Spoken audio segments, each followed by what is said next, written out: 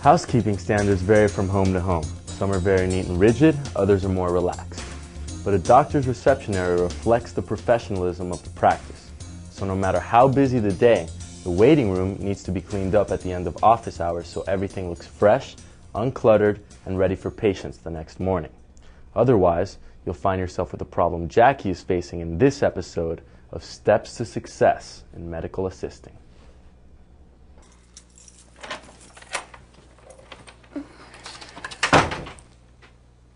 Great. One more thing to do this morning. Rita!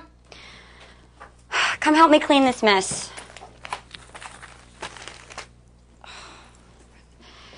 How did this waiting room get in this state? Well, while you were off yesterday, we got very busy. Mrs. Hammersmith, who had a 4:30 appointment, brought her twins. Said she had no babysitter.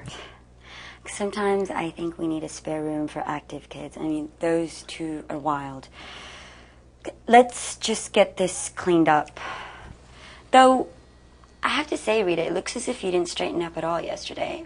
I always come in and check in a couple of times. Well, we were busy. I don't know why the cleaning crew didn't do something. They're paid to empty the regular trash, clean the floors, and the bathrooms. That's all they do. They'll just say they didn't know what to do with the stuff on the floor. In the end, we just have to keep this neat. You know, patients coming through that door, looking at all the mess, may well wonder how much care we take in treating them.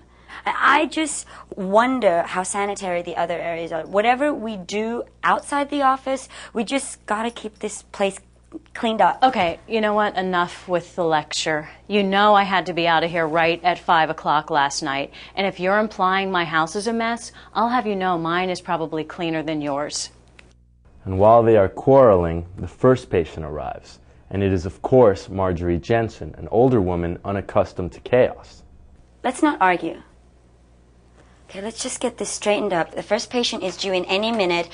Here she is now. Hi. Hey, I did have an appointment for 9, but it doesn't look as if you're ready for visitors. What happened here? Some overactive children. Why don't I take you back, get you ready to see the doctor? I mean, that's one advantage to have early morning appointments. No waiting, right? Let's go. And we should get this place cleaned up.